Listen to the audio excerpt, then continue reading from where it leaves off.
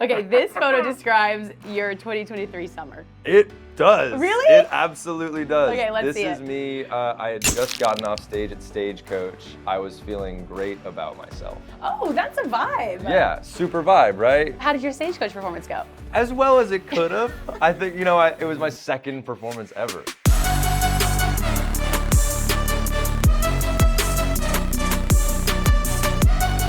Hey friends, it's your girl, Emily Curl. We're here at our iHeartRadio headquarters in New York City, hanging out with singer and songwriter Franklin Jonas is here. Can we give it up for Franklin? Hello. Oh, you got the waves in, the energy's down? Yeah, always, man. You woke me up early for this, so I got my coffee. I love it. Well, welcome to iHeart. We're glad to have you. It's an honor to be here. It's so fun because we're talking about music for you, and this is exciting. I feel like before I do any interviews, before I read anything about it, I always like to listen to the music beforehand. Just no opinions, nothing. Sewer Rat is out right now. Yes, And it is. So good. Thank you. I'm so Thank you impressed, so and I'll tell you much. the first thing that came to mind. It was different than I thought your music was going to sound. That is the one thing we hear most. Really? is Okay, so that's not a new opinion. I didn't know what to expect, but it wasn't what I was thinking I would expect. Is sort of some variation of that is what we get most. Okay, so tell me about Sewer Rat, how it came to be, how this project evolved. Well, yeah, so I was living here in New York. I'd gone to school for audio engineering. I had done production stuff, and for obvious reasons, I wrestled with if I was ever going to release music that I worked on. And then during the pandemic, I just started working on some songs, and it turned into an EP, and I showed it to the right person, and then they introduced me to Charlie, who'd produced it. He works under the name Miniature Tigers, which is just so good. Just good. Love it. Yeah, and then we created this sort of whole project around it. It's just been the greatest dream, and it's been really surreal to be able to show it to people and put myself out there. When you were first creating the music, obviously I'm sure it took you a while to find the right sound and what you wanted to put out. Who was the first person you showed it to that they're like, this feels right, that really encouraged you to go forward with it? So I was a friend of mine named John Taylor, who was the guitarist of my brother's band back in the day, and then he joined their management team. And I was like so afraid to show my family, and so I showed him at one point, and he just was like, "Whoa, you should meet my friends," who then they run Pizza Slime, which is my label. It was a very quick and on my part, like very reluctant, like I don't know if I should be doing this, I don't know what the right move is, but it was the right choice in the end. When did it feel right to release it? Like, how did you know this was what you wanted to put out? I completely ghosted my label and was hiding and was like, I don't think I can do this. Like, I don't know if I'm ready to work on it and finish the EP.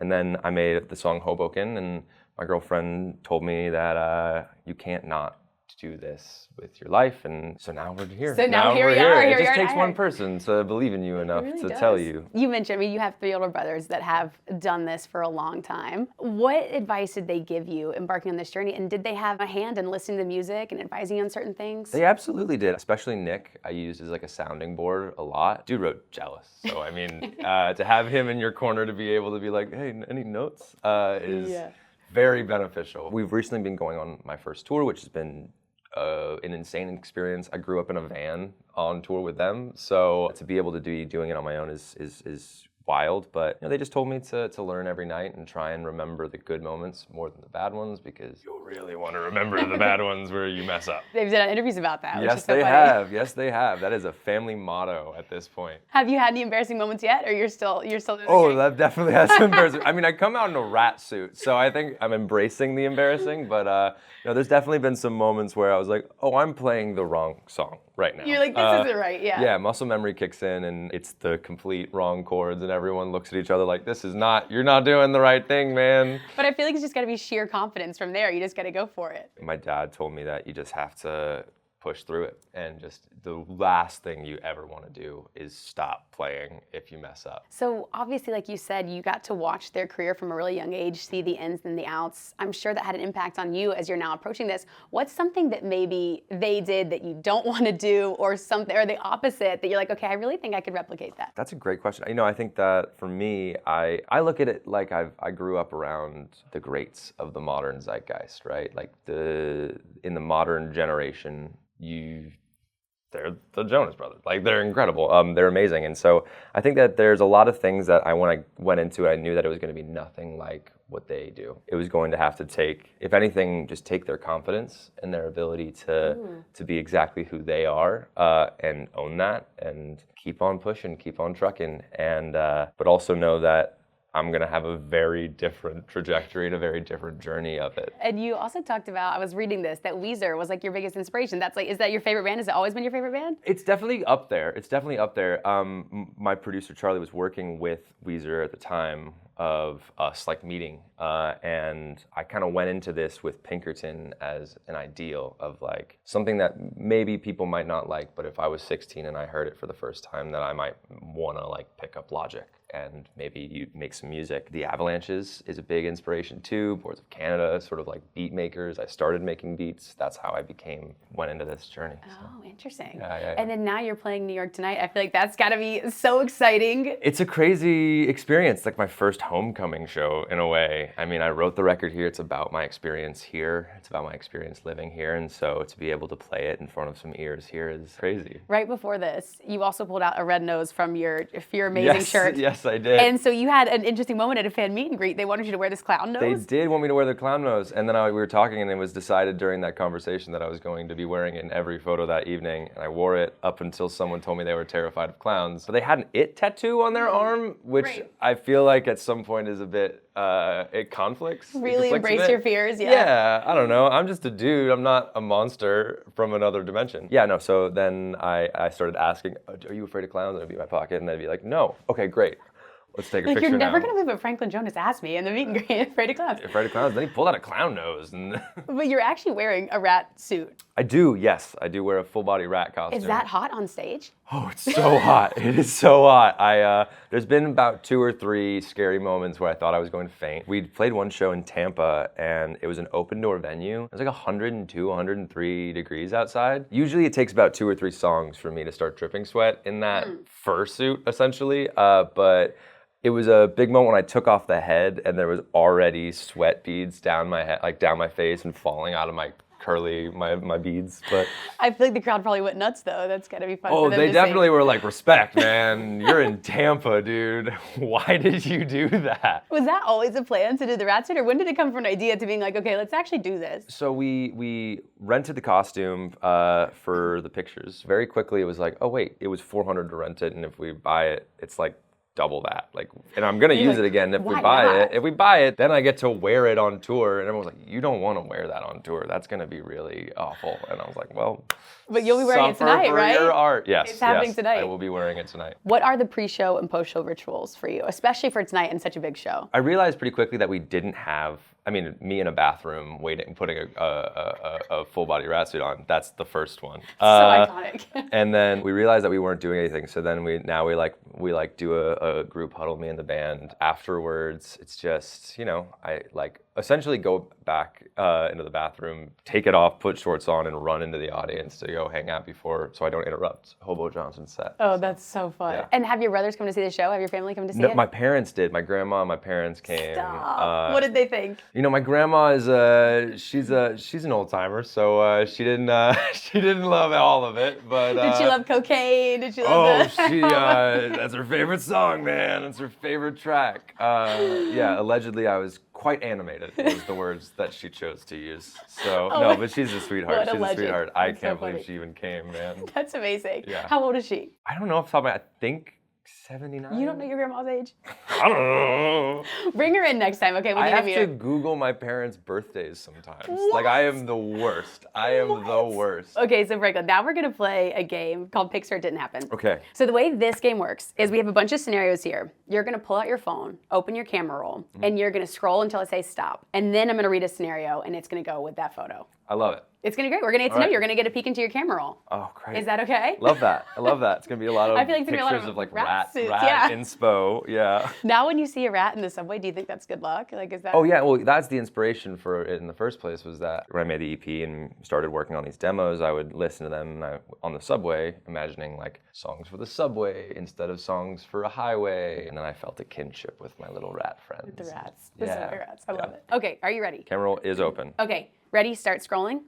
Oh, that was a big scroll. Okay, stop. It's really good. Show the camera the photo. Let's see it. This is Bill, my tour manager, when we were in, I hope people don't like fish, but like we were in Georgia and there was Oh a my God, I'm lake. from Georgia. What lake? Yeah, it was like a man-made lake outside of Atlanta, and he caught this big old bass. That's a big one. Oh, God. It's Oh, a big nice and one. silky. Oh, Yeah, yeah, right? Wait, what does his shirt say? You understand the gravity of the situation, and then it's the equation for gravity. He's amazing. He's a great guy. Okay, so you have to send this picture to your family group chat with no context.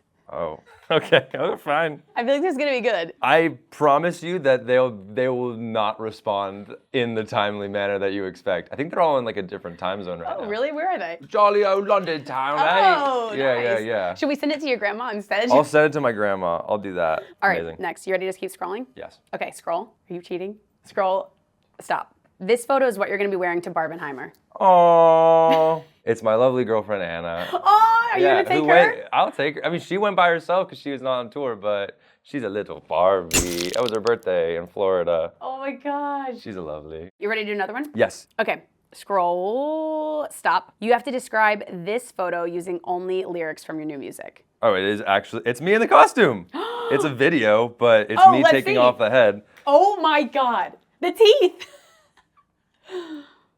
And I am in a neck brace because my neck was really hurting before the shows. Okay, well, it's a long story, but I got a massage. My parents were like, your back really hurts. We'll get you a massage. Like, our person's great, whatever. She really went in on a certain part of my back, and then I couldn't move my neck, like, for a while. Scary. Yeah, I could move my neck, but it was very, very, very painful. And it was right before we started this tour on the LA dates. So for most of the California dates, I wore a neck brace underneath the rat head and then would take it off. And then I'm still wearing a neck brace and a rat costume. Oh my God. I doubled the bits. I wonder if that helped with holding the rat head. Yeah, I guess that's actually a good point. That's a good point. Are you feeling better? That's scary. Oh yeah, I'm feeling great now. Okay, so it just had to like run its course? Is that the whole Yeah, thing? it just was like a muscle thing. Oh my God, that's wild. Yeah, I went to the emergency room because I was really worried that I was like. So it was like a big. It hurt, yeah. My family and friends were like, "Wait, that was serious? I thought that was like a joke, like that you were wearing like that's like a performance thing." I was like, "No, dude, like that was a serious neck brace." Like y'all. Yeah, no, that was real. That was super serious. Wait, so are you the jokester of the family? Like. I'm permanently and terminally unserious. So they're like, no way, this is real. Yeah, no, of course not. I'm coming on stage in a rat costume. Yeah, it's you're not right, that you're far of an extension to say, oh, he also wore a neck brace on stage for no reason. Okay, so you got to caption that with lyrics from one of your songs. Oh yeah, I met you at your register desk wearing my Sunday best. That's that. Your Sunday best, the rat costume. I do point when I sing that line to the rat costume. Okay, you ready to scroll? Yes. Okay, scroll, stop. You have to describe this photo with a Jonas Brothers song title. It's the Adam. You know this vine? Wait, no. Where the guy like vapes on a table and then somebody blows it off and goes, oh, Adam. That's a Jonas Brothers song. Should they just sample that audio? I mean, I almost did. So in the song really? Cherub, there's a bunch of different samples and different little tidbits. And originally there was a file sent to my producer from me, which was like maybe 50 or 60 different like Vine samples that I wanted to include in the song, and quickly it got whittled down to 3 or 4. Oh my God. So the samples in Cherub are Vine? Some of them are from Vine, some of them are from YouTube, some of them are from just different things. Oh, that's so cool. Or some of them we knew we weren't going to get the clearance of, so we recreated them. That's always a tricky thing. Yes. That's all process. Yes. This is Hold On, because the house blows away in the Hold On music video. Oh yeah. Oh, boom, nice. Boom. Oh, by the way, what do you think of their new album? Do you love their new album? Oh my God, it's incredible. It's fantastic. What's your favorite song on the album? I really like Walls. Walls is tight. Let's do a few more. Okay. All right.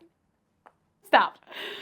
Okay, this photo describes your 2023 summer. It does. Really? It absolutely does. Okay, let's see it. This is me. I had just gotten off stage at Stagecoach. I was feeling great about myself. Oh, that's a vibe. Yeah, super vibe, right? How did your Stagecoach performance go? As well as it could have. I think, it was my second performance ever. And so I was definitely getting my footing. It was the Nikki Lane stage, and so it wasn't the biggest stage at Stagecoach, but it was still just, it was an amazing opportunity to sort of get my feet wet and go out there. And you got to learn to try and convince a crowd no matter who it is. And I went out to look, and it was like very yeehaw, and I was like, this is a New York album. Like, I don't know. I'm gonna do my best though. Bring out your manager with the fish and you'll fit right in. Exactly. Okay, let's do 2 more. Okay. Stop. This next photo you have to get tattooed on you. Oh, I would love to. These are my parents' 2 golden retrievers. They're the cutest. Oh my, they're so big. They're so big. They're sisters from the same litter. What are their names? Ruby and Duchess. Ruby and Duchess. Yeah, Aww. I love them. Oh, okay. Where would you get Ruby and Duchess? I feel like on my chest, like a full chest Ruby and piece, Duchess. Ruby and Duchess laying down. That'd be special. I mean, their smiles are so great. It's so cute. Yeah. Okay, last one, Franklin. Okay. Ready? Stop. This photo will be your next tour poster. It's Anna again. Oh, Anna! Anna's, I feel like, the unsung hero of Yeah, the she Pixar crushes. in Heaven. I hope she's okay with me using her in this interview as much as I did. Thank you, Anna. What is Anna's favorite song on the EP? Hoboken, by far. Yeah. It's the one that I wrote for her and about her. She listened to that, and then she couldn't not let me not do it. She had to believe in me enough to make me believe in myself after that. So. Okay, I'm sobbing now. It's so beautiful. Yeah, man, it's special, special. Well, we are thankful for Anna because we got all of this great music from you. Franklin, thank you so much for being here. Can we give it up one more time for Franklin Jonas and iHeartRadio? Make sure you stream all of Franklin Jonas's music on iHeartRadio, and we'll see you next time. Rap and see you vibes. tonight at the show, New York. Yeah, Barry Ballroom, baby. Bye, guys.